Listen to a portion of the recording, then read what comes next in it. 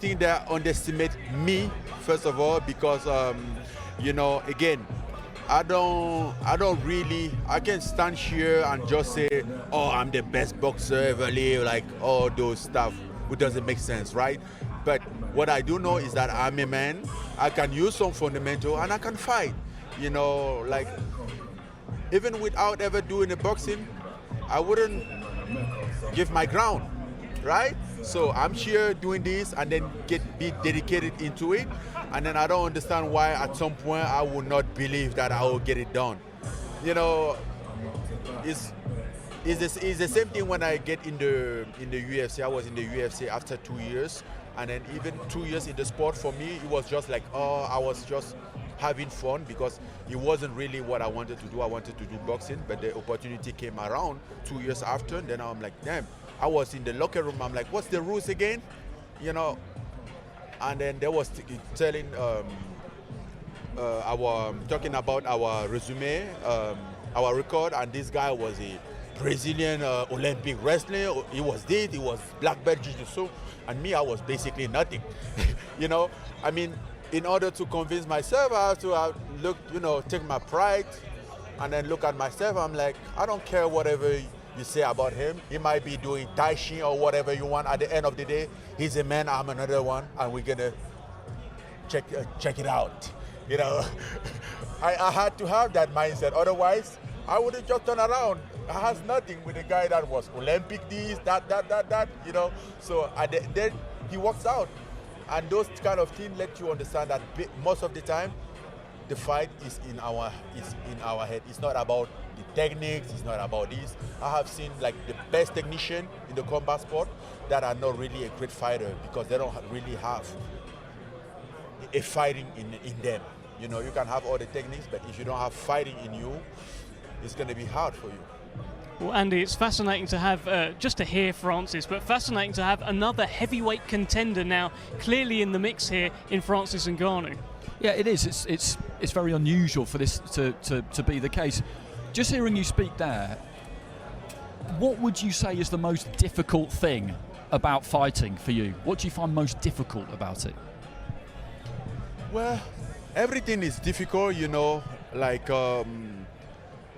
but you become a fighter when you practice the things that are difficult for you and make it even the thing and get to the point that you enjoy it.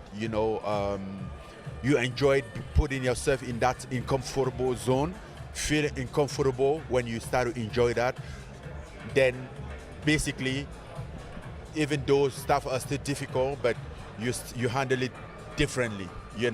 Like you get something, you go to do something difficult, and then you're stressed. At the same time, you're excited. You need that excitement, like, oh man, I don't know, it could be sparring or whatever. You're like, damn, I'm gonna do 10 rounds today. But you're excited. I'm like, oh, we're gonna bang.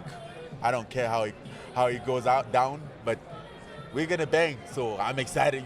That gets you excited. And then when you have that fire, it gets things a little different. But if it was just like a job, like, okay, let's just do it because you have to do it, if there wasn't an enjoyment, it would have been more difficult. Johnny, that's something people talk about a lot in boxing, isn't it? You have to get comfortable being uncomfortable. That's right, and you can feel, you can smell the confidence of a man that believes in his own ability. It doesn't matter what resume is in front of him, no matter what fight is in front of him. And he's probably proved that in the shock that he gave us all December the 23rd.